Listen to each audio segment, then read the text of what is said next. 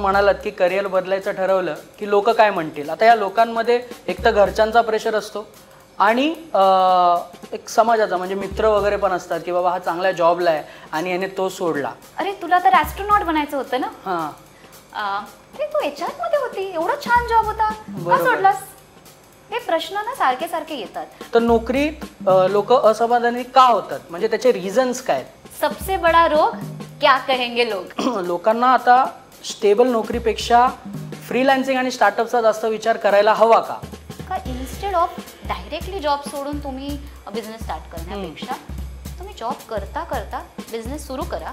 Okay, जसं तुमचा business grow व्हायला लागेल, राईट, तुम्ही ऑलमोस्ट 60-70% तुमच्या इन्कम लेवलला याल. राईट, त्यावेळेला तुम्ही डिसिजन घेऊ शकतात का मला आता फुल टाइम करायचं आहे माझा बिझनेस.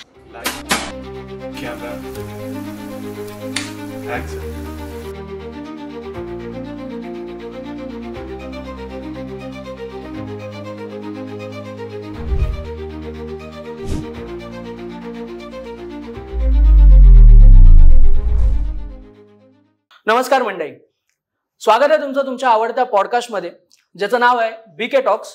प्रश्न जनसामान्यांचे, उत्तर भांडूप कांजूरकरांचे. सर्वप्रथम तुम्हाला नवरात्रीच्या भरपूर शुभेच्छा. तुमच्या सर्व इच्छा आकांक्षा पूर्ण होत हीच आई भवानी चरणी तसंच आई एकविरा चरणी प्रार्थना करतो. आजपासून आपण एक नवीन शृंखला घेऊन येत आहोत ज्याचे 3 भाग आहेत, ज्यामध्ये आपण भांडूप कांजूरमधील स्थायिक महिलांना आपण बोलवणार आहोत जे त्यांच्या कार्यक्षेत्रात त्यांनी चांगलं काम केलंय आणि अजूनही काम करत आहेत. तर आजच्या आपल्या पहिल्या पाहुण्या आहेत प्राजक्ता बडे मॅडम, ज्यांनी मास्टर्स ऑफ लेबर केलंय, त्याचबरोबर मास्टर्स ऑफ कॉर्पोरेट लॉ केलंय, त्याचप्रमाणे त्यांनी BE इन मेकॅनिकल केलंय. त्याचसोबत ते TCS आणि रिलायन्समध्ये 5-5 वर्ष प्रत्येकी कामाला होते.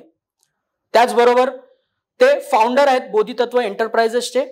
आता सध्या ते ॲज अ बिझनेस कोच काम करत आहेत. त्याचप्रमाणे आता जे एम्प्लॉईज आहेत जे साईड स्ट्रगल करत आहेत आणि जे फर्स्ट जनरेशन एंटरप्रेनर आहेत त्यांना ते ट्रेन करतात. त्याचसोबत ते TEDx स्पीकर पण आहेत आणि त्याचप्रमाणे ते एक ऑथर आहेत. करिअर डायव्होर्स म्हणून त्यांचं एक बुक आहे, ते त्यांनी आता प्रकाशित केले. त्या बुकबद्दल नक्कीच बोलू, पण सर्वप्रथम प्राजक्ता बडे मॅडम तुमचं हार्दिक स्वागत करतो. धन्यवाद. सर्वप्रथम तुमचा जो आयुष्याचा प्रवास आहे, मी आता जसं इंट्रोडक्शनमध्ये सांगितलं की तुम्ही आधी BE इन मेकॅनिकल केलंय, त्याचप्रमाणे नंतर लेबर लॉकडे व्हायला. तर या प्रवासाबद्दल जरा तुम्ही सांगितलात तर बरं होईल. तुमच्या पूर्ण या प्रवासाबद्दल जर तुम्ही इलॅबरेट केलात तर बरं होईल. नक्कीच. सुरुवातीपासूनच सुरुवात करते. प्रवासाची सुरुवात झाली एका प्रश्नापासून. ओके. प्रश्न म्हणजे हा सगळ्यांनाच विचारला जातो, तो आहे तुला मोठं होऊन काय बनायचं आहे. ओके. तर ह्या प्रश्नापासून सुरुवात झाली आणि त्यावेळेस माझं उत्तर असायचं मला ॲस्ट्रोनॉट बनायचं आहे. आणि त्या काळामध्ये लोकांना ॲस्ट्रोनॉट म्हणजे काय हेही माहिती नसायचं. राईट. तर तो काळ गेला आणि त्याचबरोबर मला लिहायला आवडायचं. ओके. वाचायला आवडायचं, शिकवायला आवडायचं. ओके. पण जसं जसं मोठं होत गेले तसं कळायला लागलं मला का करिअर म्हणजे स्टेबिलिटी, रिस्पेक्ट. ओके. मग काय झाले इंजिनियर. इंजिनिअरिंग केलं, मेकॅनिकल इंजिनिअरिंग केलं. इंजिनिअरिंग करता करता मला हे जाणवलं का ॲक्च्युली इंजिनिअरिंगमध्ये मार्क तर मिळत होते, म्हणजे फर्स्ट क्लास वगैरे सगळंच काही येत होतं, बरोबर, पण मजा येत नव्हती. तर इंजिनिअरिंगच्या 3ऱ्या वर्षामध्ये ज्यावेळेस आम्ही कॉलेजचं फेस्टिवल ऑर्गनाईज करत होतो त्यावेळेस मला एक जाणीव झाली आतून का हे ॲक्च्युली मला खूप आवडतंय, म्हणजे लोकांशी बोलायला, प्लॅनिंग करायला, ऑर्गनाईज करायला. आणि त्या काळामध्ये आपल्याला काय सांगितलेलं गेले रिस्पेक्टेड करिअर्स म्हणजे काय तर इंजिनिअरिंग किंवा डॉक्टर बना किंवा CA बना. बरोबर, राईट. सो हे झालं. त्याच्यानंतर इंजिनिअरिंगच्या नंतर ज्यावेळेस हे जाणीव झाली मला असं वाटलं का पीपल मॅनेजमेंटकडे माझा जर कल आहे तर ऑब्व्हियस चॉईस म्हणजे MBA. बरोबर.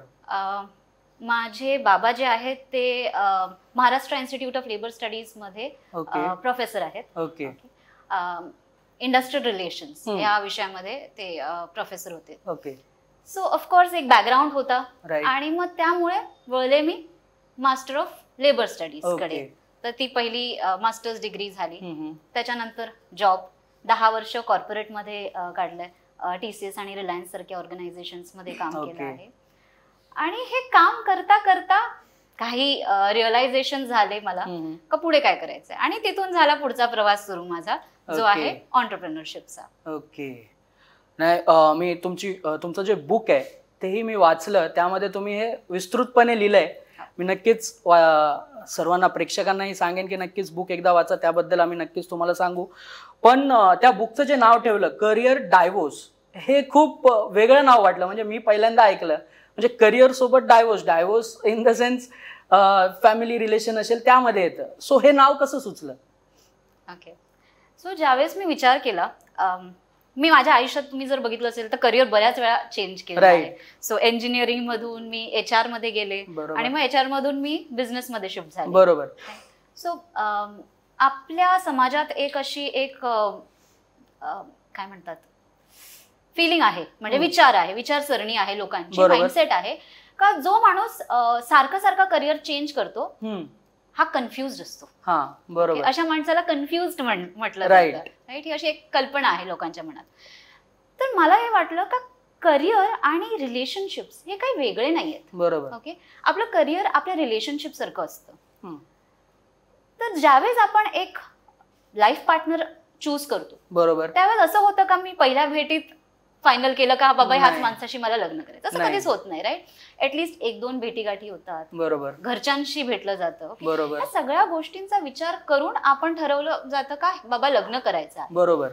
तसंच आपलं रिलेशन असतं आपल्या करिअर बरोबर पण. जसं आपण एका लाईफ पार्टनर बरोबर बरेच वर्ष काढतो, तसंच आपण करिअर बरोबर पण बरेच वर्ष काढतो. राईट. सो मग करिअर चूज करणं ह्यात मध्ये पण तेवढेच एफर्ट्स गेले पाहिजे. असं नसलं पाहिजे का समाजाने 4-5 स्ट्रीम्स सांगितल्या आहेत का हे रिस्पेक्टेबल करिअर आहे म्हणून आपण तिथे बोललं पाहिजे. आणि ज्या वयात ऍक्च्युली आपण हा डिसिजन घेतो करिअर घडवायचं, त्या वयात आपण कोण आहे ह्याची जाणीवही नसते आपल्याला. बरोबर. राईट. सो करिअर डिव्होर्स हे नाव ह्यामुळे मी काढलं कारण जसं आपल्या समाजात डायव्होर्स हा एक असं वर्जित आहे, बरोबर, टॅबू असं म्हणतो, बरोबर, त्या गोष्टीबद्दल एक टॅबू डिस्कशन नाही होत त्याच्याबद्दल ओपनली. राईट. सो तसंच करिअर चेंज करण्याबद्दल ही डिस्कशन्स फार कमी होतात, त्यालाही टॅबू मानलं जातं. बरोबर. कारण एस्पेशली माणूस जो ज्याला कन्फ्युज्ड कॅटेगरीमध्ये घालतात, ओके, आणि तो सारखा ज्यावेळेस करिअर चेंज करतो त्यावेळेस लोकांना हे डिस्कस करणं आवडत नाही. लोक कोणाबद्दल डिस्कस करतात? जी लोक 10-10 वर्ष 20-20 वर्ष एका करिअरमध्ये मोठे होतात. बरोबर. ओके, ह्यांची उदाहरणं दिली जातात. तर मला असं म्हणायचं आहे का आपलं करिअर आणि आपलं रिलेशन सेम असतं. ओके, त्याला तसंच ट्रीट केलं पाहिजे. आणि जसं आपलं रिलेशन मध्ये ज्यावेळेस आपल्या पार्टनरशी जमत नाही, बरोबर, आणि आपण म्युच्युअली सेपरेट होऊ शकतो, तसंच करिअर पासून पण आपण म्युच्युअली सेपरेट होऊ शकतो. त्याच्यामध्ये जबरदस्तीने राहण्याची काही अशी आवश्यकता नसते. So I want to normalise this. जे आपण म्हणतो का career divorce is a sin, okay, पाप आहे, तर त्याला मला नॉर्मलाइज करायचं आहे का तुम्ही कुठल्याही वयामध्ये तुम्ही करिअर चेंज करू शकता. राईट. आता तुम्ही एक करिअर डायव्होर्स घेतला, सो तुमच्या आयुष्यातला तो टप्पा कोणता होता ज्याने तुम्हाला करिअर डायव्होर्स करायला लावलं? ओके. खूप सुंदर प्रश्न. ऍक्च्युली मी खरं म्हटलं तर काही अशी एकदम ड्रॅमॅटिक क्लायमॅक्स आहे माझ्या आयुष्यात असं काहीच नाहीये. माझं आयुष्य खूप स्मूथ होतं. म्हणजे जे प्रत्येक जण स्वप्न बघत असेल तसं माझं आयुष्य होतं. बरोबर. व्हेरी अमेझिंग फॅमिली, खूप छान नवरा, इन-लॉज, ओके, बॅकग्राऊंड चांगला आहे, स्वतःचं घर आहे, जॉब आहे, हाय पेइंग जॉब, प्रमोशन्स मिळत गेले न मागता, सगळं काही नीट होतं. पण मनामध्ये जी एक संतुष्टता पाहिजे ना, फुलफिलमेंट जॉबच्या प्रती, ती नव्हती वाटत. म्हणजे आतल्या आत असं वाटायचं का नाही काहीतरी चुकतं आहे, सगळं काही छान आहे, बाहेरच्यांना वाटतं का बाबा सक्सेस, बरोबर, this is the definition of success, पण मला आतल्या आत काहीतरी खात होतं का माझ्यामध्ये जेवढे पोटेन्शियल्स आहेत मी कदाचित ते वापरतच नाहीये तेवढे. बरोबर. मला माझ्या आयुष्यामध्ये मला काय खूप मोठा पगार, करोडोंचा पगार, असं काही माझी अपेक्षा नव्हती. मला ग्रोथ पाहिजे होती आयुष्यात. बरोबर. आणि त्या ग्रोथ मधून मला लोकांची मदत करायची होती. ओके. पण माझा जॉब जो होता त्याच्यामध्ये मी भरपूर हातपाय मारले हे अचीव करायला, पण नाही मिळालं मला. आणि मला एक गोष्ट कळली का जॉबमध्ये जर तुम्हाला ग्रोथ पाहिजे आहे तर ती ग्रोथ तुमच्या बॉसच्या हातात असते. राईट. ह्याच्यावर तुमचा कंट्रोल नसतो, तुम्ही कितीही काम करा. So that was a realisation that I wanted to start something of my own. स्वतःचं काहीतरी करायचं आहे. राईट. राईट. म्हणजे शेवटी असंतुष्टता होती कुठेतरी, त्याच्यामुळे तुम्ही एक करिअर डायव्हर्स करण्याचा निर्णय घेतला. आता लोक नोकरीत असमाधानी होतात, जसं तुम्ही म्हणालात की तुम्ही कुठेतरी असमाधानी होतात. तर नोकरीत लोक असमाधानी का होतात, म्हणजे त्याचे रिझन्स काय आहेत परफेक्ट? जर तुम्ही ते इलॅबोरेट करू शकलात तर बरं होईल. म्हणजे तुमचं उदाहरण देऊन, जर आता उदाहरण तर तुम्ही दिलंय, पण त्यातही अजून काही ऍस्पेक्ट्स आहेत का? नक्की. सो असमाधान जे म्हणतो हे 2 लेवल्सचं असतं. ओके. एक आहे सरफेस लेवल आणि एक आहे फाउंडेशनल लेवल. ओके. आता सरफेस लेवल तुम्ही इन जनरल तुमच्या कुठल्याही मित्राला विचारा, कसं चाललंय जॉब, अरे काय सांगू यार, बरोबर, असा बॉस आहे ना. Okay. So this is surface level, जिकडे आपल्याला प्रॉब्लेम जो आहे तो आपल्या कामाशी नाही तर कामाच्या आजूबाजूचं जे एन्व्हायरमेंट आहे त्याच्याशी असतं. बरोबर. जसं boss, salary, right, company, right. So that is the main problem. That is surface level challenges. Foundational level challenge is your identity, म्हणजे माझं व्यक्तित्व, मी कोण आहे. जर माझा जॉब मला ते काम करायला देत नाहीये जे माझे कोर व्हॅल्यूज किंवा मूळ संस्कार जे आहेत ते मला पूर्ण करायला देत नाहीयेत, माझ्या आकांक्षा पूर्ण करायला देत नाही, बरोबर, तर ते फाउंडेशनल लेवल झालं. आणि इथे ज्यावेळेस आपण डिससॅटिस्फाईड होतो, ओके, त्यावेळेस हे जे करिअर डिवोर्स जे येतं, राईट, हे त्यावेळेस होतं. बरं, करिअर डिवोर्स घेताना एक समाजाचं व्हॅलिडेशन असतं, सोसायटी व्हॅलिडेशन आपण म्हणू शकतो. तर त्याबद्दल लोक भरपूर विचार करतात की मी जर करिअर जर चेंज केला तर लोक काय विचार करतील. तर त्या बाबतीत तुमचं काय मत आहे? आज मी ऍक्च्युली आज शेवटचा दिवस होता माझा. मी आज art of living course complete केला. ओके. त्याच्यामध्ये माझ्या टीचरने एक अगदी सुंदर डायलॉग म्हटला, सबसे बडा रोग क्या कहेंगे लोग. बरोबर. तर आपण प्रत्येक गोष्टींमध्ये ना फक्त एकच विचार करतो का लोक काय म्हणतील. ऍक्च्युली ह्याचा जर बेस बघायला गेलो तर ह्याचा बेस आहे फिअर, भीती, आपल्या मनातली भीती. आणि ती कशी बाहेर येते, कारण आपला जो समाज आहे ना त्याने आपल्याला असं शिकवलं आहे का we should be pleasing everybody, सगळ्यांना खुश ठेवायचं, राईट. ओके. आणि हे सगळ्यांना खुश ठेवता ठेवता आपण ड्रेन होऊन जातो, बरोबर, राईट. तर म्हणून लोक काय होतं, आपल्या कितीही मनात असा विचार असेल का आपल्याला काहीतरी वेगळं करायचंय, मोठं बनायचं आहे, पण पहिला विचार मनात हाच येतो का मी असं केलं तर लोक काय म्हणतील. राईट. जसं तुम्ही म्हणालात की करिअर बदलायचं ठरवलं की लोक काय म्हणतील. आता या लोकांमध्ये एक तर घरच्यांचा प्रेशर असतो आणि एक समाजाचा, म्हणजे मित्र वगैरे पण असतात की बाबा हा चांगल्या जॉबला आहे आणि याने तो सोडला. तर हे जेव्हा प्रेशर येतात तेव्हा त्या व्यक्तीला काय वाटतं, किंवा त्या व्यक्ती, ती जी व्यक्ती असते त्याच्या मनात काय चालू असतं, त्याच्याबद्दल काय बोलू शकाल का तुम्ही? माझंच उदाहरण देईन मी. जसं मी म्हटलं का आयुष्यात बरेच करिअर्स किंवा ऍटलीस्ट स्ट्रीम्स चेंज केलेले आहे. तर असे बरेच प्रश्न विचारले गेले की अरे तुला तर ऍस्ट्रोनॉट बनायचं होतं ना, अरे तू HR मध्ये होती, एवढा छान जॉब होता, का सोडलास. हे प्रश्न ना सारखे सारखे येतात. पण ज्यावेळेस आपल्याला कॉन्फिडन्स असतो ना का आपण जे करतो आहे हे बरोबर आहे, बरोबर, हे माझ्यासाठी बरोबर आहे, मला दुसऱ्यांसाठी काय बरोबर आहे, प्रत्येकाचं डेफिनेशन फार वेगवेगळं आहे. जर तुम्ही सितारे ही मूवी बघितली असेल त्याच्यामध्ये खूप छान डायलॉग आहे, सबका अपना अपना नॉर्मल होता है. Okay, right. So it is more about self acceptance. मी स्वतःला किती ऍक्सेप्ट करते आहे ह्याच्यावर डिपेंड करतं का माझं रिॲक्शन कसं होणार आहे. मी स्वतःला ऍक्सेप्ट केलं आहे का की लोकांनी काही म्हटलं तर मला फरक नाही पडत, तर it's a easier thing. So हा पूर्ण प्रवासाचा जो बेस आहे ना, इव्हन माझ्या पुस्तकामध्ये ज्यावेळेस मी सुरुवात केली आहे, मी काही स्ट्रॅटेजीज पासून नाही सुरुवात केली, राईट. बेस आहे सेल्फ अवेअरनेस आणि सेल्फ ऍक्सेप्टन्स. बरोबर. आता तुम्ही पुस्तकात आहेत ना काही प्रॅक्टिकल स्टेप्स पण लिहिलेत, म्हणजे तुम्ही एक स्टोरी लाईन असं करत करत शेवटी ते प्रॅक्टिकल स्टेप्स लिहिलेत. तर ते जेव्हा करिअर बद्दल गोंधळलेले असतात त्यांना नक्की मदत करतील का? जर त्यांनी ते पुस्तक वाचलं तर ते नक्की मदत करतील का? तुम्हाला काय वाटतं? 100%. कारण मी जी या पुस्तकामध्ये जी संकल्पना मांडली आहे, ओके, त्याच्यात फक्त माझी स्टोरी नाही आहे.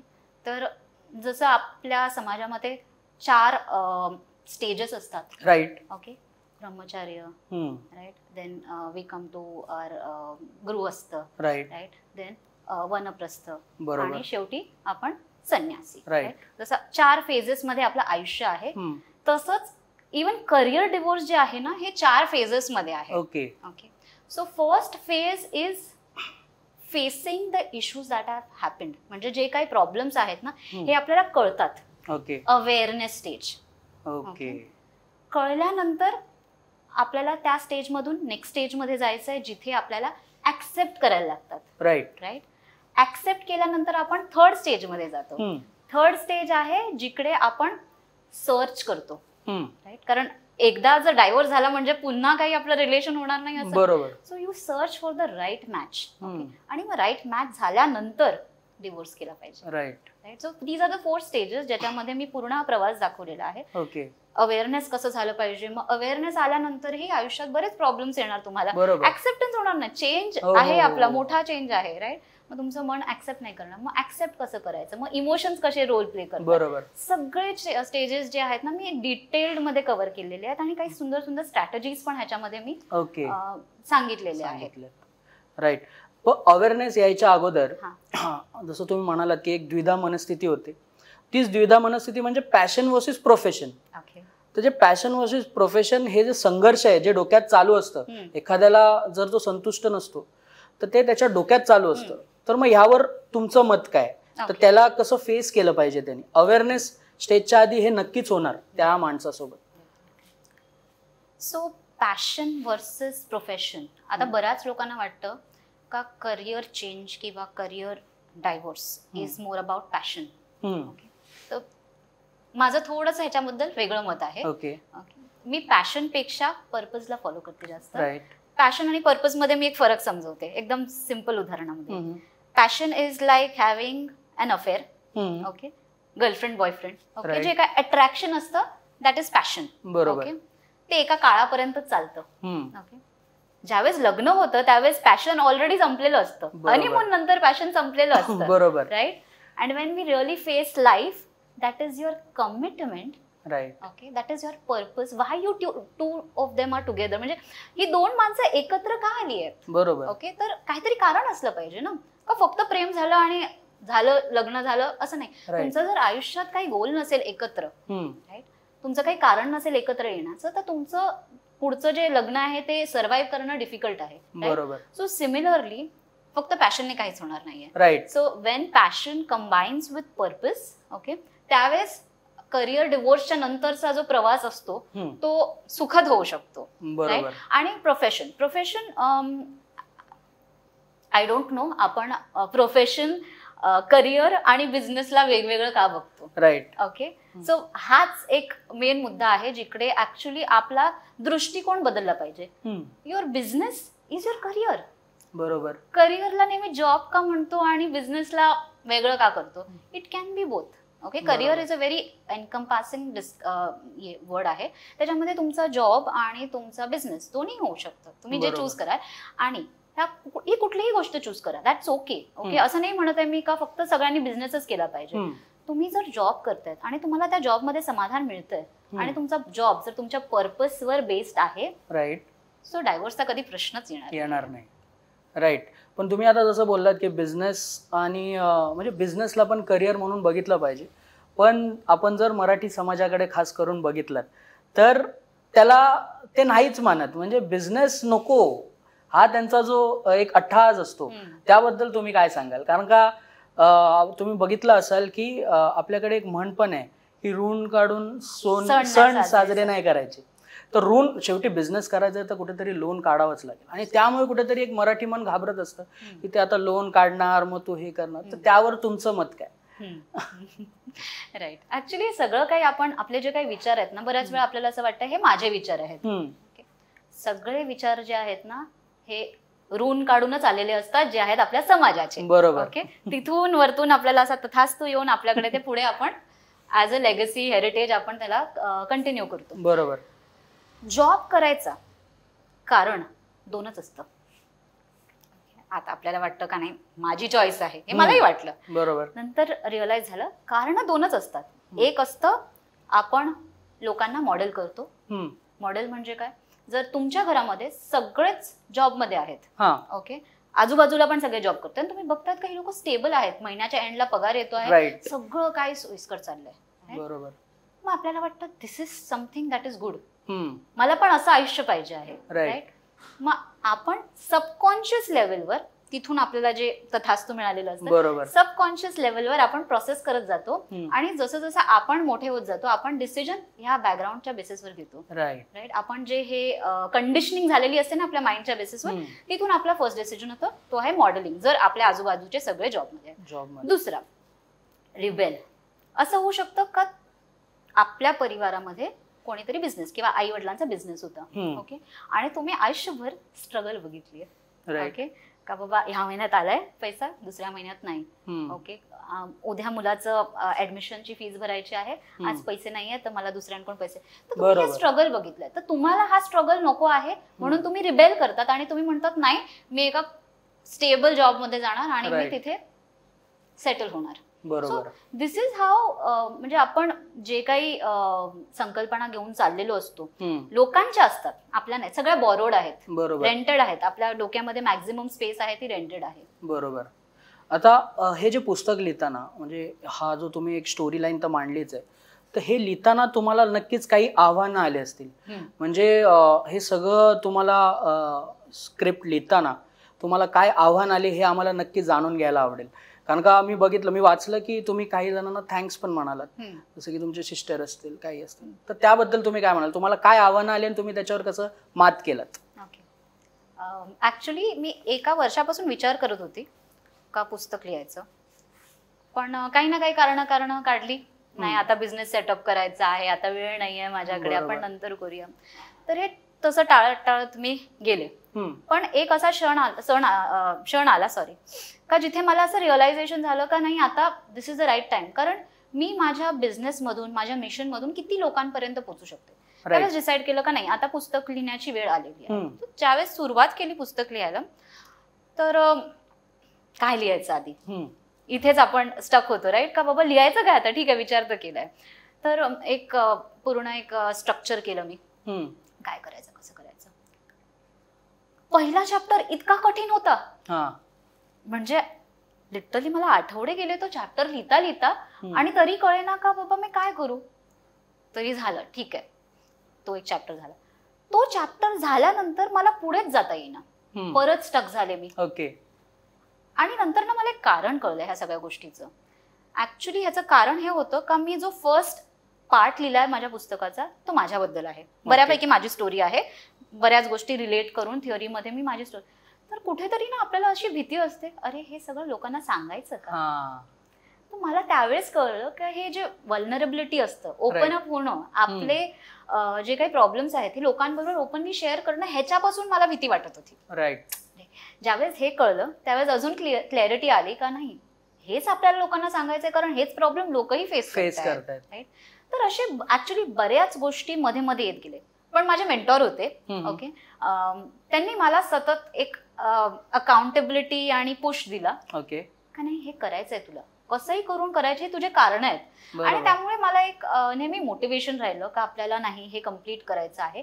आणि ऑनेस्टली मी ज्यापासून सुरुवात केली पुस्तक लिहिण्याची, मी 2 महिन्याच्या आत कम्प्लीट केलं. ओके.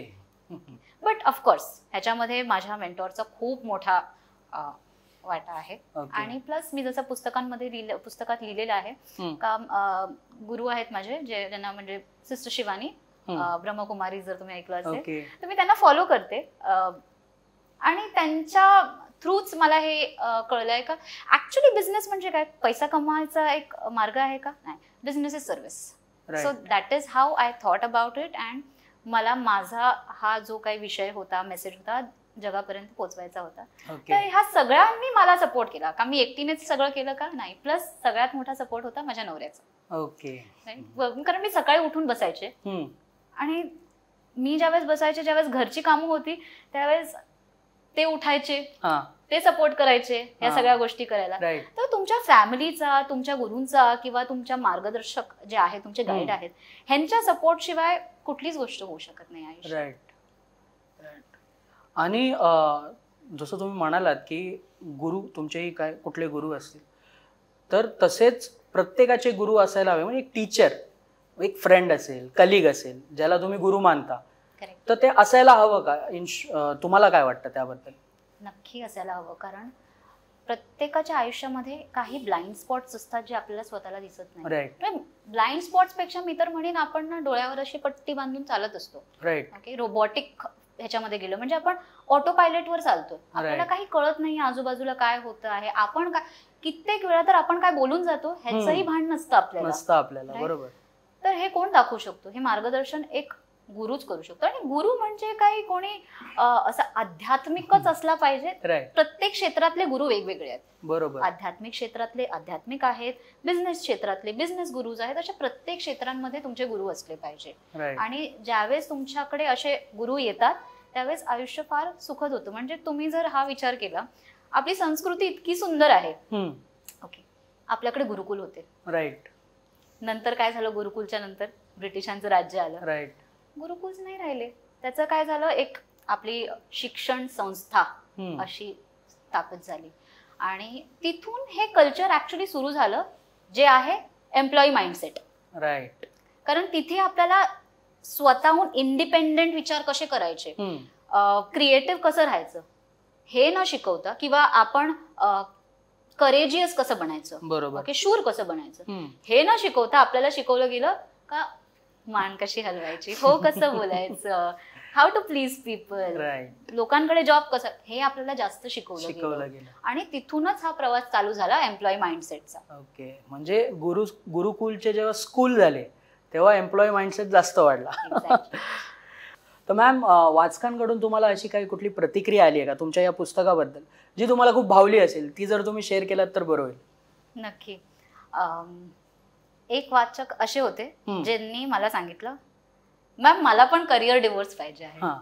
आणि मला इतकं छान वाटलं ते ऐकून, कारण ज्यावेळेस मी पुस्तक लिहिलं आणि पुस्तकाचं नाव विचार केला, मला फक्त लिहायसाठी नव्हतं लिहायचं किंवा मला फक्त मार्केटिंग करायची होती ह्याच्यासाठी नव्हतं. मला लोकांच्या मनात एक घर करायचं होतं. राईट. तो विचार लोकांना आठवला पाहिजे, तो असं नाव असलं पाहिजे ना का लोक विसरलीच नाही पाहिजे. बरोबर. आणि ज्यावेळेस ती व्यक्ती माझ्याकडे आली आणि म्हणाली, मॅम मला पण ना करिअर डिवोर्स पाहिजे आहे, मला खूप छान वाटलं. कारण मला असं वाटलं का जी काही माझी भावना होती ती त्यांच्यापर्यंत पोहोचली आणि त्या भावनेचा तो संकल्प करू शकले. राईट. तो हा खूप मला एक टचिंग वाटला. कारण बाकीचे बरेच म्हणतात का आम्ही पुस्तक वाचलं, मला छान वाटलं, खूप छान आहे. पण ज्यावेळेस त्या वाचनापासून एक माणूस संकल्पना बनवतो तर हे खूपच एक सुखद क्षण असतो माझ्या मते एका लेखकासाठी. तर प्रेक्षकांना मी सांगू इच्छितो की आपण नक्कीच खाली लिंक देणार आहोत या करिअर डायव्होर्स पुस्तकाची. तर नक्कीच तुम्हालाही जर ऑर्डर करायची असेल तर नक्की तुम्ही ऑर्डर करू शकता. त्याचप्रमाणे आपण आजच्या जेनझीबद्दल जरा बोलूया. कारण का खूप मीम्स येत आहेत की जेनझी हा असा प्राणी आहे की तो कोणाचंच ऐकत नाही. तर त्याचं म्हणजे त्यांना जर तुम्ही जास्त वेळ काम करायला लावलात तर ते सरळ बोलतात की माझा टाईम एवढाच होता, मी आता इथून निघतोय. तर हा जो ॲटिट्यूड चेंज आला आहे, म्हणजे आपण जसं आता बोला एम्प्लॉई माइंडसेट, तर हा जो ॲटिट्यूड चेंज आला आहे त्याबद्दल तुमचं मत मला जाणून घ्यायला नक्कीच आवडेल. ओके, पॉझिटिव्ह पण आहेत आणि नेगेटिव्ह सुद्धा आहेत. राईट. जेनझी जे आहेत हे फार अवेअर आहेत. सेल्फ अवेअरनेस लेवल त्यांचं फार जास्त आहे. कारण सोशल मीडिया, कॉन्स्टंट एक्सपोजर, आता डिपेंड करतं. काही लोक जी आहेत त्या चांगल्या गोष्टी बघत राहतात. बरोबर. जे मोठे मोठे कोचेस आहेत, इन्फ्लुएन्सर्स आहेत, ह्यांची रील्स बघतात. काही आहेत जे कॉन्स्टंटली स्क्रोल करत असतात आणि मीम्स बघत असतात किंवा अजून काही गोष्टी असतात ज्याच्यामध्ये त्यांचं मन अडकलेलं असतं. बरोबर. आता माझ्याकडे काही असे मेंटीज आहेत ज्यांनी जस्ट कॉलेज कम्प्लीट केलं आहे आणि कॉलेज कम्प्लीट करून मला त्यांनी सांगितलं का ऍक्च्युली ना मला कळलंय का मला ना ह्याच्यामध्ये इंजिनिअरिंग मध्ये जॉब नाही करायचा आहे, मला स्वतःचा बिझनेस करायचा आहे. आणि मी एकदम सरप्राईज होती का तो माणूस हार्डली 20-21चा असेल आणि एवढं सेल्फ अवेअरनेस त्याच्यामध्ये कसं असू शकतं. Right. Because this is the person who is aware about themselves आणि they are consuming the right content. दुसरं तुम्ही म्हटलं का they are very demanding. Okay, so it is in a way right thing also. ज्या गोष्टी करायला आपल्यामध्ये हिंमत नव्हती, right, they know how to set their boundaries and they are unapologetic about it. म्हणजे त्यांना काही असं वाटत नाही का मी ह्याच्याबद्दल सॉरी म्हटलं पाहिजे का माझी काही चूक आहे, कारण त्यांना माहिती आहे माझं आयुष्य आहे, मी कसं जगायचं आहे. दुसरी एक गोष्ट जी आहे ती ऍक्च्युली आपल्या पिढीने पास ऑन केलेली आहे ह्यांना. ती आहे कारण मला सगळं सुख मिळालं नाही, माझ्या मुलांना सगळं मिळालं पाहिजे. So the moment they actually त्यांचा जन्म झाला, मोबाईल हातात, काय दाखवतोय त्यांना आपण, हे बघा ते बघा, रील्स बघा, हे दाखवायला सुरुवात केली. आणि हे बघता बघता किंवा त्यांना ज्या काही त्यांच्या गरजा पण नाही मी म्हणत आहे त्यांना, त्या गरजाही नव्हत्या. ओके, देवर डिमांड्स. ओके, तर सगळं आपण पुरवलं अशा. ओके, आज हे मागितलं लगेच हा मोबाईल मिळाला किंवा हे टॉय मिळालं, सगळं पटकन मिळत गेलं. त्यामुळे त्या लोकांना ना पेशन्स काय असतात हे माहीतच नाही. त्यांना ग्रॅटिट्यूड काय असतं माहीतच नाही. म्हणजे कुठल्या गोष्टीसाठी आपण थँकफुल असलो पाहिजे ह्याची जाणीवच नाहीये त्यांना. लगेच त्याला म्हणतो आपण इमिजिएट ग्रॅटिफिकेशन, म्हणजे मला लगेचच सुख पाहिजे. आणि सुख म्हणजे मटेरियलिस्टिक, त्यांच्या गरजा वाढत गेल्या. सो हे जे काही आपण केलं आहे हे ह्या जनरेशनमुळेच झालेलं, आपल्या जनरेशनमुळे आपण पास ऑन केलं आहे. पण ह्या लोकांना ज्या काही सुविधा मिळाल्या, जर त्यांचा चांगला उपयोग केलेला आहे, ही माणसं फार फास्ट पेसनी वर जातील. कारण मी माझ्या मेंटीजमध्ये, बऱ्याच मेंटीजमध्ये मी ह्या गोष्टी बघितल्या आहेत का त्यांना स्वतःचा सेल्फ अवेअरनेस जास्त असतं आणि त्यांना आयुष्यात काय पाहिजे ना, क्लॅरिटी. राईट. म्हणजे तुम्ही म्हणालात की सेल्फ अवेअर तर आहेतच, बट कुठेतरी ग्रॅटिफिकेशन कमी आहे किंवा त्यांना इन्स्टंट ग्रॅटिफिकेशन पाहिजे. म्हणजे मला आत्ताच्या आत्ता गोष्टी पाहिजे. म्हणजे मी आता बिझनेस स्टार्ट केला, मला एका महिन्यामध्ये लाख कमवायचे आहेत. राईट. तर आता तुम्ही जसं म्हणालात की सोशल मीडिया हे जनझीकडे जास्त त्यांनी वापर पण केला, चांगला वापर केला तर चांगला होईल, वाईट वापर केला तर वाईट होईल. पण ह्या सोशल मीडियामुळे करिअर चॉईसेसवर कुठेतरी परिणाम होतो का? डेफिनेटली होतो. कारण मला आठवत नाही माझ्या काळामध्ये, म्हणजे मी तर म्हणेन काही वर्षांपूर्वी सुद्धा मला कोचिंग काय आहे ह्याचा अर्थही नव्हता माहिती. कोचिंग म्हणजे जे आपण 10वी-12वी मध्ये करायचो इतपतच मला माहिती होती का ह्याला कोचिंग म्हणतात. त्याच्या व्यतिरिक्त तुमच्या आयुष्यात एखादा लाईफ कोच असू शकतो, एखादा स्पिरिच्युअल कोच असू शकतो, एखादा बिझनेस कोच असू शकतो. मला ह्याची संकल्पना माहितच नव्हतं मला. बरोबर. ओके, काही आयडिया नव्हती. पण आत्ताच्या जनरेशनला तुम्ही जर म्हटलं ना का ह्या गोष्टी काय, त्यांना सगळं माहिती आहे इन डिटेलमध्ये. सो त्यांना माहिती आहे का माझी जर ही आवड आहे तर मार्केटमध्ये ह्या ऑपॉर्च्युनिटीज आहेत. राईट. त्यांचं ह्या गोष्टींमध्ये पण अवेअरनेस वाढलं. सोशल मीडिया इज आयदर अ बून ऑर अ बेन. तुम्ही जसा वापर कराल तुम्हाला त्याचे फळ तसे मिळत जातील. तर जे जसे वापर करताय त्यांना तसे तसे मार्ग दिसत जातील. राईट. आता तुम्ही जसं म्हणालात की जेनझीमध्ये एक बिझनेस, म्हणजे तुम्ही जो एक्झाम्पल दिलात की बिझनेस करायचा, तर लोकांना आता स्टेबल नोकरीपेक्षा फ्रीलान्सिंग आणि स्टार्टअपचा जास्त विचार करायला हवा का? कारण का आता तुम्ही बघाल तर जसं जे काय पूर्ण दुनियेत घडतंय त्याच्यामुळे काय होतंय की एकतर नोकरीचे जे इकॉनॉमिक्स आहे ते स्लो डाऊन झाले आणि कुठेतरी सरकारही स्टार्टअपसाठी हे करते, म्हणजे बूस्ट करते. त्यांचं स्टार्टअप इंडिया असेल, काही असेल. तर तुम्हाला काय वाटतं की फ्रीलान्सिंग किंवा स्टार्टअप किंवा बिझनेसमध्ये लोकांनी यावं का? डेफिनेटली. आता जसं तुम्ही म्हटलं का आता काय चालू आहे, 12,000 ले ऑफ झाले TCS मध्ये. राईट. जुलैमध्ये इतक्या IT कंपनीजने लोकांना काढलंय. आय गेस 2 लाखाच्या आसपास या वर्षामध्ये ले ऑफ झालेले आहेत ग्लोबली. सो इकॉनॉमी जी आहे ना ही एका स्टेबल जॉबच्या कल्चर पासून आता गिग इथे वळलेली आहे. कारण जे एम्प्लॉयर्स आहेत ओके ह्यांना पण ना लायबिलिटी नकोय. राईट. त्यांना पण काय पाहिजे आहे, त्यांना फ्लेक्सिबिलिटी पाहिजे आहे. मला जेव्हा डिमांड आहे त्याच वेळेला मला जर सप्लाय मिळाला तर त्यांना फ्लेक्सिबिलिटी पाहिजे आहे. आणि प्लस आजचं जनरेशन जे आहे ना, जसं आपण 10-20 वर्षांपूर्वीचा जर विचार केला तर आपलं एकच माइंडसेट असायचं का मला ना हे करायचंय, अमुकच करायचंय, मला तमुकच करायचं, म्हणजे एकच गोष्ट आपल्याला. आत्ताचं जे जनरेशन आहे that is multi passionate. Right.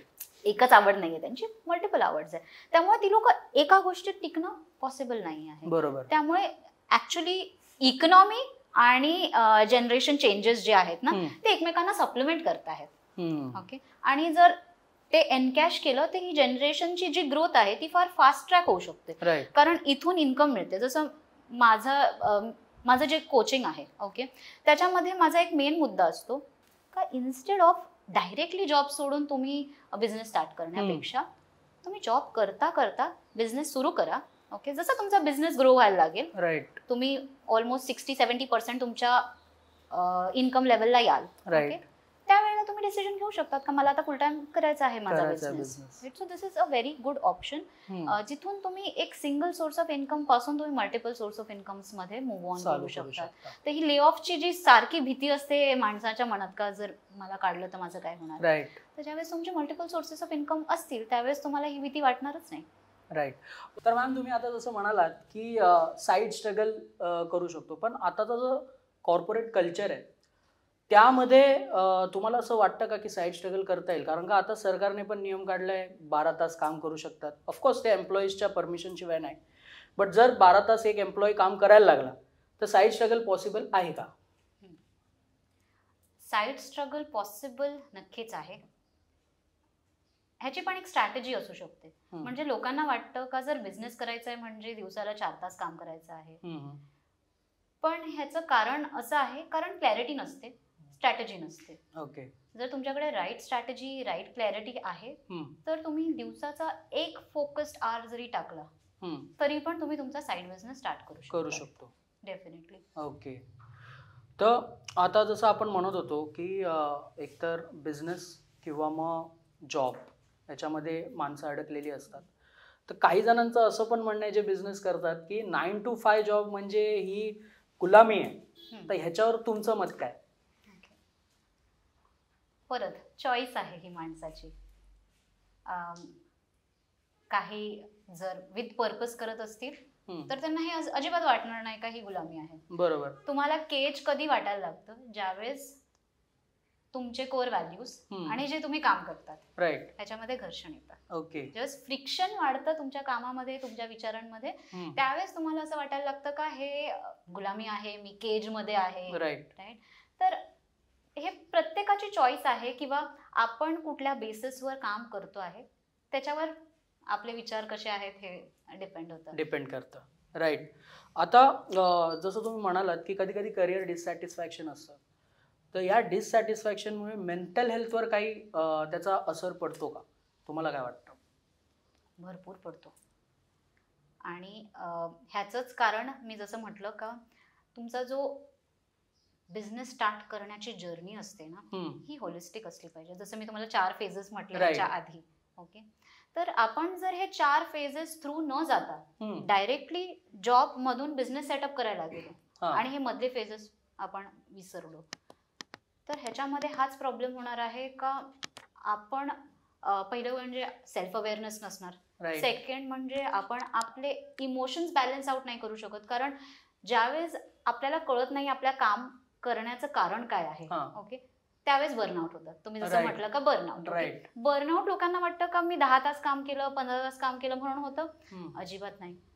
तुम्हाला ज्यावेळेस तुम्ही जे काम करताय ते आवडत नाही, ओके, ज्यावेळेस ते फ्रिक्शन होतं तुमच्या व्हॅल्यूज बरोबर त्यावेळेस बर्नआउट होतं. जर मला एखादं काम आवडतं आणि मी 10-10, 12-12 तास आनंदाने काम करते, मला बर्नआउट नाही वाटत. राईट. मेन रिझन आहे तुम्हाला काम करायला आवडत आहे ते का नाही आवडत आहे. तर त्याच्या बेसिसवर असतं. जसं तुम्ही म्हटलात का मेंटल हेल्थला अफेक्ट होतो का? हो, बरंच होतं. कारण मोठा चेंज आहे. राईट. आपण ॲज अ ह्युमन बिईंग आपला जो ब्रेन आहे ना तो चेंज ॲक्सेप्ट करायला फार रेजिस्ट करतो. ओके ओके, तर नॉर्मल ब्रेन पॅटर्न आहे तो, काही नवीन नाहीये. तर ते रेजिस्टन्स मधून बाहेर कसं निघायचं आणि बाहेर निघाल्यानंतर आपण आपले इमोशन्स कसे हँडल करायचे, चेंज कसा हँडल करायचा, आपण कोण आहे हे आपण कसं समजून घ्यायचं, ही जर पूर्ण प्रक्रिया केली तर तुम्हाला मेंटल हेल्थ इश्यूज होणार नाही. पण जर तुम्ही नाही हँडल करता आलं तुम्हाला तर तुम्हाला ह्या इश्यूज चॅलेंज. म्हणून बरेच बिझनेसमॅन तुम्ही जर बघितले ना तर ते नेहमी स्ट्रेस्ड असतात. राईट. एका महिन्यात जर नाही आला तेवढा बिझनेस तर ते स्ट्रेस्ड असतात. कारण भीती असते मनात. त्यांनी हे सिच्युएशन्स त्यांचं माइंडसेट, ओके, स्पिरिच्युअली ते ग्रोन नसतात. त्यामुळे ह्या सगळ्या गोष्टी हँडल करणं त्यांना थोडंसं कठीण जातं. त्यांना बिझनेस म्हणजे पैसा कमवायचा मार्ग एवढंच कळतं.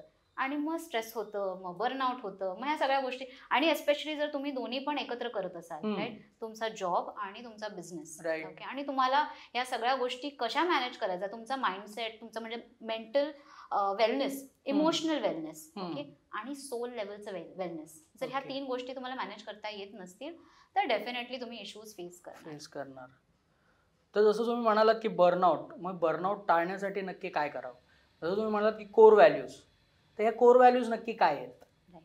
प्रत्येकाच्या कोर व्हॅल्यूज वेगवेगळ्या असू शकतात, ओके, आणि न कळत आयुष्यात आपण जे काही डिसिजन घेतो हे आपल्या कोर व्हॅल्यूजवर बेस्ड असतात. मी स्वतःचं एक उदाहरण देऊन तुम्हाला सांगते. माझ्या कोर व्हॅल्यूज आहेत फ्रीडम, ओके.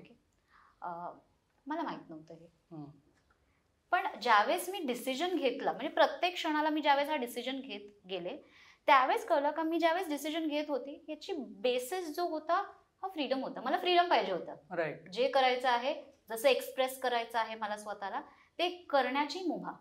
ओके, तर मी जे काही डिसिजन्स घेतले ते प्रत्येक वेळेस ह्या कोर व्हॅल्यूवर डिपेंड होत. तसे प्रत्येकाचे कोर व्हॅल्यूज असतात, ह्याच्याबद्दल आपल्याला विचार करावा लागतो. म्हणजे असं काही कोणी येऊन आपल्याला सांगणार नाही का बाबा तुमचे कोर व्हॅल्यूज अमुक आहे, तुमचे कोर व्हॅल्यूज.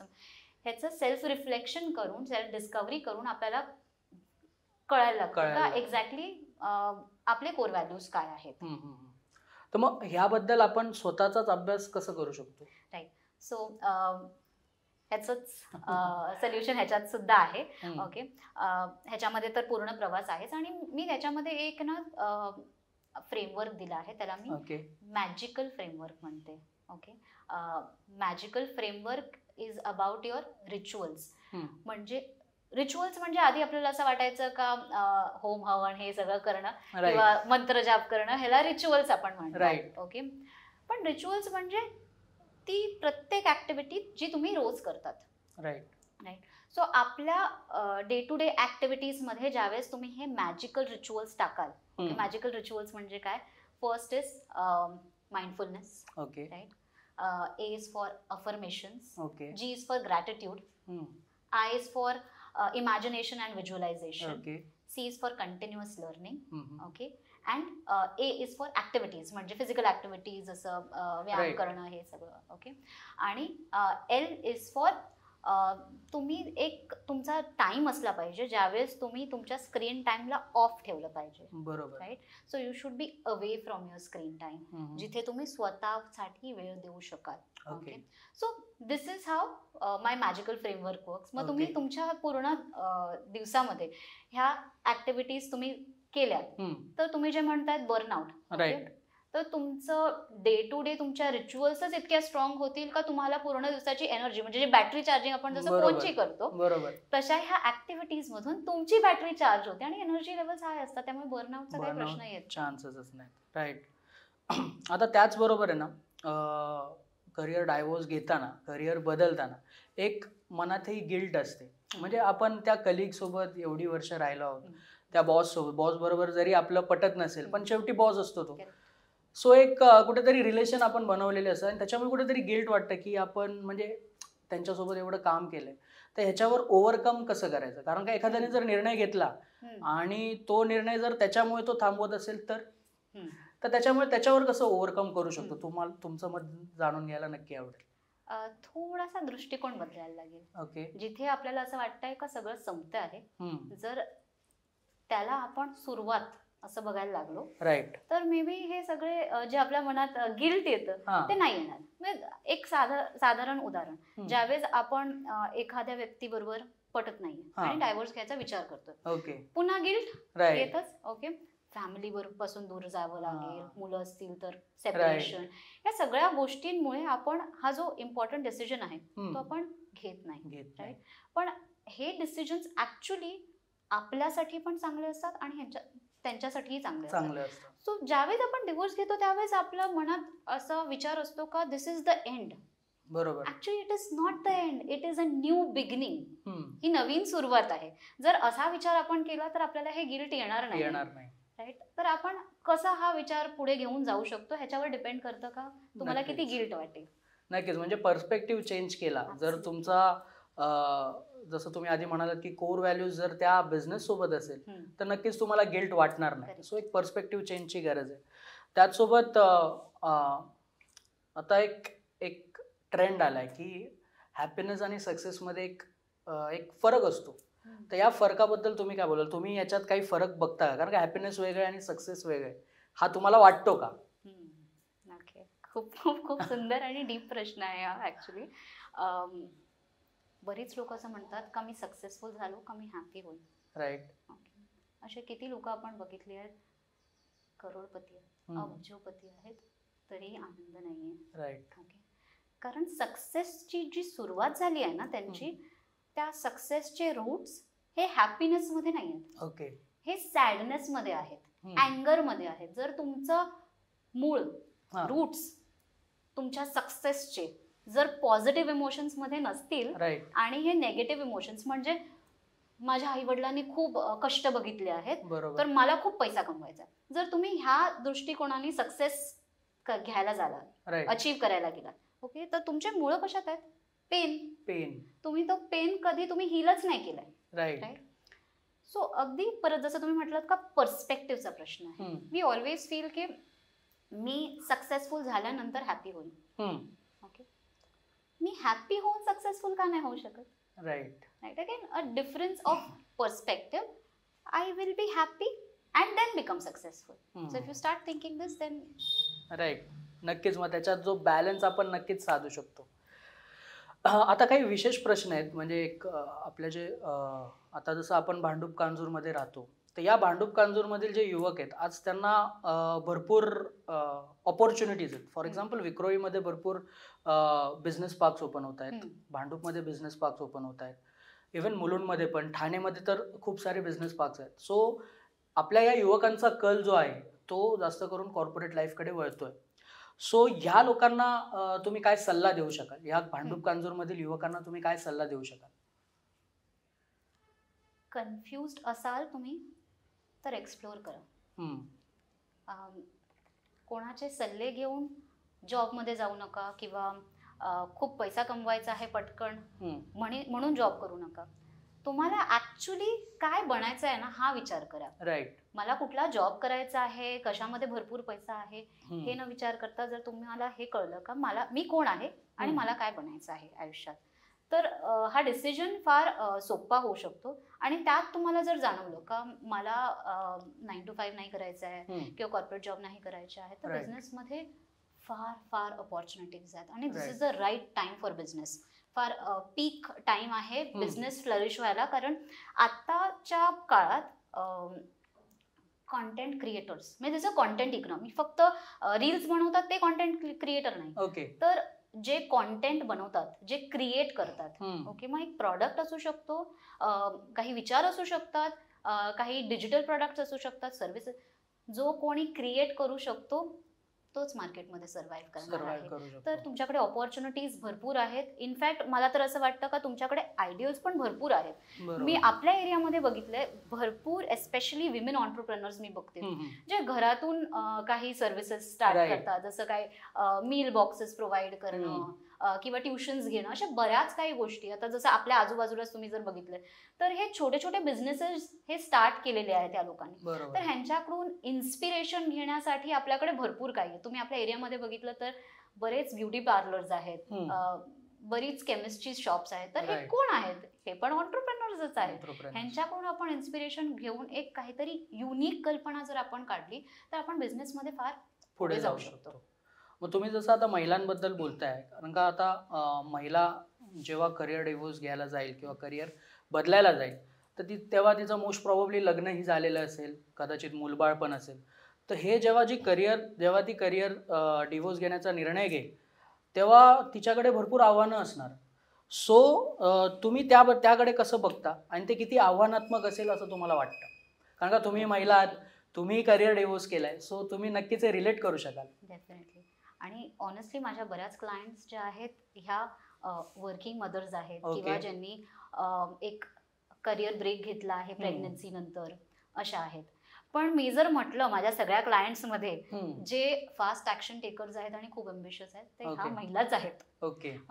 तर ऍक्च्युली कारण सगळ्यात जास्ती ज्यांना पेन असतं, सफरिंग असतात, राईट, तोच माणूस असतो जो फटाफट ऍक्शन्स घेऊ शकतो. Okay. इमिजिएट ऍक्शन्स आपण जे म्हणतो ही लोकच घेऊ शकतात, ज्यांच्या आयुष्यात सगळं काही ठीक चालू आहे. स्पेशली म्हणजे मला जनरलाइज नाही करायचं आहे, पण आपल्या सोसायटीने हे कुठेतरी एक फाळणा केलेलीच आहे. बरोबर, डिफरन्सिएशन होतच, राईट. त्याच्यामुळे एक जो माणूस असतो त्याला स्वतःची आयडेंटिटी निर्माण करायची अशी काही आवश्यकता नसते. ओके, बिकॉज सोसायटीने चांगलं एक आयडेंटिटी दिलेली असते. Man of the house, job करतो आहे, प्रोव्हायडर आहे, सगळंच आहे. मग त्याला त्याच्या पुढे जाण्याची जी गरज असते किंवा पेन असतं ते कमी असतं. ओके, आणि त्यामुळे ही लोक जे स्टेप्स उचलतात ते तेवढे फास्ट नसतात, कारण तेवढी गरज नसते. जर तुम्ही बायकांचं म्हटलं तर एस्पेशली एक वर्किंग वुमन मूल झाल्यानंतर ज्यावेळेस ब्रेक घेते, तिची पूर्ण आयडेंटिटी शॅटर होते. ओके, माझी एक स्वतःची आयडेंटिटी होती ऍज अ वर्किंग वुमन. आता लग्न झालं, मूल झालं आणि मी जॉब गिव्हअप केला. ओके, माझी काय आयडेंटिटी आहे, मी कोण आहे, बरोबर. तर तिला ती आयडेंटिटी ना एस्टॅब्लिश करायची असते आणि त्याच्यामुळे ना तिला खूप एक ऑब्सेशन असतं, त्यामुळे ती ऍक्शन फास्ट घेते. राईट. तर जितके काही प्रॉब्लेम्स असतील ना, ह्या महिला इतक्या स्ट्रॉंग असतात. शक्ती का बोलतो, कारण खरंच शक्ती असते यांच्यामध्ये आणि ती लोक ते पॉसिबल करू शकतात with the right kind of support. आता तुम्ही हा मुद्दा घेतलाच आहे म्हणून मी सांगते का नवरात्रीमध्ये मी सुद्धा एक ऑफर सुरू केली आहे जिथे मी 9 विमेन ऑन्ट्रप्रेनर्स बरोबर काम करणार. आता जर यांचा स्वतःचा बिझनेस असेल तर त्यांना मी हेल्प करणार आहे त्यांच्या बिझनेसची ऑडिट करायला आणि त्यांचा एक बिझनेस प्लॅन त्यांना करून देण्याची मी हेल्प करणार आहे. आणि जर त्यांना वाटत असेल माझ्या बरोबर पुढे कंटिन्यू करावं तर पुढेही असंही रिलेशन ठेवू शकतो. ओके, म्हणजे हा वर्कशॉप असणार आहे की? हा वर्कशॉप आहे. 4 आणि 5 ऑक्टोबरला हा वर्कशॉप होणार आहे. सो आयदर ते अटेंड करू शकतात किंवा जसं मी म्हटलं का हा मी जो 9 दिवसाचा कालावधी आहे नवरात्रीचा, तर 9 शक्ती यांच्यासाठी ठेवलेला आहे. तर मी 9 स्लॉट्स देणार आहे विमेन ऑन्टरप्रेनर्सला for a free 1-on-1 strategy call with me. तिथे मी त्यांना हे पूर्ण काही हेल्प करणार आहे सेटअप करायला. Okay, nice. आणि जसं आपलं आता बोलणं होतंय त्यामध्ये ब्रेकचा विषय आला. महिला ब्रेक घेतात प्रेग्नन्सीच्या वेळी आणि इतर वेळीही मुलंही ब्रेक घेतात किंवा पुरुषही ब्रेक घेतात. तर या ब्रेकच्या दरम्यान ना आता असं एक फॅड आलंय की अपस्किल करायचं किंवा रिस्किल करायचं. तर या बाबतीत तुमचा दृष्टिकोन काय, तुमचा पर्स्पेक्टिव्ह काय हे जाणून घ्यायला नक्कीच आवडेल. Skilling is absolutely important. कारण आपल्याला जर रेलेव्हंट राहायचं असेल, जे काही चेंजेस होत आहेत इकॉनॉमीमध्ये, तर तुम्हाला रेलेव्हंट राहायचं असेल तर तुम्हाला अपस्किलिंग किंवा रिस्किलिंग हे करणं अगदी इम्पॉर्टंट आहे. पण आताच्या काळामध्ये एक ना वेगळं हाईप चालू आहे, is about certifications. Okay, right. Okay, तर लोकांना डिग्रीज पाहिजे आहेत. ओके, लोकांना सर्टिफिकेशन्स पाहिजे आहेत. आणि हे कशाला पाहिजे आहेत? माझं इमेज वाढतं, माझं स्टेटस वाढतं. ओके, पण इम्प्लिमेंट कसं करायचं कोणालाच माहित नाहीये. Right. So if you are investing in a certification just की तुमच्या रेझ्युमवर छान दिसलं पाहिजे ते, किंवा तुमची प्रोफाईल चांगली झाली पाहिजे, लिंक्डइन मध्ये बघितलं पाहिजे हा बाबा हे सर्टिफिकेशन्स आहेत, ते it is of no use if you cannot apply your skills. म्हणजे it is like something knowing and not doing is not knowing. Right. Simple. जर तुम्हाला सगळ्या गोष्टी माहिती आहे, पण बऱ्याच वेळा बोलतो ना का हा मला माहिती आहे, अरे पण त्याच्यावर तुम्ही जर काही ऍक्शन घेतली नाही तर त्या माहितीची काय व्हॅल्यूच काय राहत नाही, माहिती आहे मग ते. राईट. जसं तुम्ही म्हणालात की आता तुम्ही महिलांसाठी वर्कशॉप एक अरेंज केलाय आणि तशी मी तुमचं इंस्टाग्राम बघितलं, असे अनेक वर्कशॉप तुम्ही आधीही घेतलेला आहे. तर माझं असं म्हणणं होतं की तुमचाही कुठला क्लायंट असेल, कारण का मी एक बघितलं इंस्टाग्रामवर की एकाने खूप चांगला त्यांचा जो एक्सपिरियन्स आहे तो शेअर केला. तर तुम्हाला असं कुठला क्लायंट एक्सपिरियन्स शेअर करावं असं वाटत असेल तर नक्की इथे शेअर करू शकता. तुम्ही आय गेस यांचा व्हिडिओ बघितला असेल. तर वर्किंग वुमन करिअर ब्रेक घेतला आणि ज्यावेळेस त्या माझ्या वर्कशॉपमध्ये आल्या त्यांना काहीच आयडिया नव्हती का करायचं काय आहे. क्लोथ बिझनेस मध्ये काहीतरी करायचं आहे. ओके. पण एक्झॅक्टली काय माहिती नाही. तर ह्यांच्याबरोबर मी 1 महिना काम केलं आणि 1 महिन्याच्या आत मी जसं म्हटलं का फारच अँबिशियस असतात आणि खूप ऍक्शन फास्ट घेतात. हा. तर 1 महिन्याच्या आतमध्ये त्यांनी त्यांचा स्वतःचा बिझनेस लॉन्च केला. ओके. आणि त्या 1 महिन्याच्या नंतर परत आम्ही कंटिन्यू केलं पुढे मेंटॉरशिप. आणि आता त्यांनी माझ्याकडे जेवढं मेंटॉरशिपची फी भरली ओके तेवढी फी रिकव्हर केली त्यांच्या बिझनेस मधून विदिन 3 months.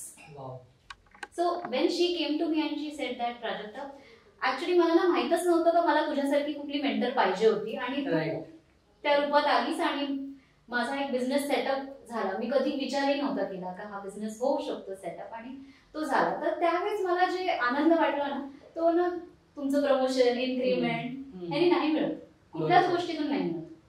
बरोबर. पण तुम्ही जसं म्हणालात की त्यांना माहितीच नव्हतं की मेंटर हवंय की नाही, आणि इथेच भरपूर जण अडकलेले असतात की स्वतःच काही ना काहीतरी रिसर्च करत असतात, काही ना काहीतरी करत असतात, पण त्यांना हे माहिती नसतं की त्यांना मेंटर हवाय. आता जर तुम्ही म्हणालात की तुम्हाला एक आत्मसंतुष्टी मिळाली, तर तुम्ही आता जे करिअर निवडलंय ऍज अ बिझनेस कोच, हे खरंच तुम्हाला आत्मसंतुष्टी देतंय का असं तुम्हाला वाटतंय का? नक्कीच. कारण मला माझ्या करिअर मधून फक्त एकच पाहिजे होतं, पैसा जो आहे दॅट इज अन आउटकम, प्रत्येकालाच पाहिजे होतं. राईट. पण सगळ्यात मोठं जे पॅरामीटर मला म्हणता येईल ते होतं एक फुलफिलमेंट. बरोबर. फुलफिलमेंट आपल्याला स्वतःच्या अचीवमेंट मधून कधीच मिळू शकत नाही. राईट. फुलफिलमेंट आपल्याला त्यावेळेस मिळते ज्यावेळेस आपण एखाद्याला त्याचं स्वप्न पूर्ण करण्यात मदत करू शकतो. आणि तो माणूस त्याचं स्वप्न ज्यावेळेस पूर्ण करतो आणि त्याला ही जाणीव होते का हो मला कोणतरी एक राईट वे दाखवणारा होता, एक डायरेक्शन दाखवणारा होता, त्याच्यातून तुम्हाला ती एक संतुष्टी मिळते. ही प्रत्येकाला मिळू शकते जर आपण ह्याचा शोध घेतला तर. डेफिनेटली. आता आपण एक रॅपिड फायर फन सेगमेंट घेतोय ज्यामध्ये मी तुम्हाला प्रश्न विचारेन, त्याचं एका वाक्यात किंवा एका शब्दात तुम्ही उत्तर देऊ शकता. आता जर तुम्ही पुस्तक लिहिलंय तुमचं career divorce, but career divorce सोडून तुम्हाला कोणतं पुस्तक आवडतं? हू मूड माय चीज बाय स्पेन्सर जॉन्सन. ओके. आणि स्पेसिफिक रिझन? कारण ह्या पुस्तकामध्ये चेंज ह्याचं इतकं सुंदर उदाहरण दिलं. म्हणजे ऍक्च्युली त्यांनी स्टोरी सांगितली. त्याच्यामध्ये 2 रॅक्स आणि 2 छोटी छोटी माणसं एका मेज मध्ये अडकलेली असतात. तर ते त्याच्यातून बाहेर पडण्यासाठी काय करतात, म्हणजे मेज जे आहे ते आपलं आयुष्य किंवा आपलं करिअर किंवा आपलं जॉब आहे. तर ह्याच्यातून सगळ्यात लवकर बाहेर कसं कोण पडतं आणि कोणाला फार डिफिकल्टी होते कारण जे ह्याच्यातच स्टक राहतात. त्याची खूपच सुंदर संकल्पना त्यांनी त्या पुस्तकामध्ये या स्टोरीच्या माध्यमातून मांडलेली आहे. तुम्हाला प्रेरणा देणारी व्यक्ती? सिस्टर शिवानी. ओके. एका वाक्यात करिअर म्हणजे? सर्व्हिस. ओके. कॉर्पोरेट जॉब की एंटरप्रेन्योरशिप? Of course entrepreneurship. तुमच्या पुस्तकातील आवडतं वाक्य? Hope, while comforting, can become a cage if it prevents us from taking action. म्हणजे बऱ्याच वेळा आपण ही स्वतःला खोटी होप देतो, फॉल्स होप. ओके. का नाही आता बरं होईल, सगळेच जातात ह्या प्रवासातून. पण हे ना कम्फर्ट लेवल मध्ये आपल्याला टाकतं आणि आपल्याला प्रिव्हेंट करतं का जे आपल्याला ऍक्च्युली करायचं आहे ते ऍक्शन आपण घेऊ शकतो. राईट. तर आता एक जाता जाता तुम्हाला काही प्रश्न आहेत जे अगदी ज्वलंत आहेत. सध्या करिअरमध्ये जे गोंधळलेले आहेत आपले भरपूर युवक आहेत, कारण का आज अपॉर्च्युनिटीज भरपूर आहेत पण तेवढे रिक्रुटमेंट्सही निघत नाहीत, इव्हन ले ऑफ्सही जास्त आहेत. तर अशा गोंधळलेल्या जे आपले युवक आहेत त्यांना तुम्ही सल्ला काय द्याल? सल्ला मी हाच देईन का कन्फ्युज होऊ नका. मार्ग भरपूर आहेत तर ते मार्ग निवडायचा तुम्ही प्रयत्न करा. ह्याची सुरुवात तुम्ही स्वतःपासून करा. तुम्ही कोण आहे हे जाणण्याचा प्रयत्न करा आणि तुम्हाला काय आवडतं ह्या ज्यावेळेस गोष्टी तुम्ही विचार करायला लागला तुम्हाला योग्य मार्ग दिसायला लागतील. Because when a student is ready the teacher appears. तसं ज्यावेळेस तुम्ही रेडी असाल तुमच्या आयुष्यात ती ऑपॉर्च्युनिटी तुमच्या समोर येईल, पण त्याच्यासाठी तुम्हाला थोडंसं सेल्फ डिस्कव्हरी करायला लागेल. आता सध्या तुम्ही करिअर डायव्होर्स हे पुस्तक तर लिहिलंय, पण पुढे तुम्ही अजून काही लिहिण्याचा विचार करत आहात का? हो करते. नाव नाही अजून विचार केला आहे मी, पण त्याच्यामध्ये मला काय थॉट मांडायचा आहे ह्याचा मी नक्कीच विचार केला आहे. ऍक्च्युली सेल्स ज्यावेळेस आपण म्हणतो किंवा बिझनेस आपण ज्यावेळेस म्हणतो तर लोकांना म्हणतात अरे काय सारखा मागतच असतो. आणि आपण थोडंसं बिझनेस पासून लांब जाण्याचं एक कारण हेच आहे का आपल्याला सेल करायला आवडत नाही, आपल्याला भीती वाटते. महागाईची ही प्रत्येकाला भीती वाटते, पैसा कसा मागू मिळेल.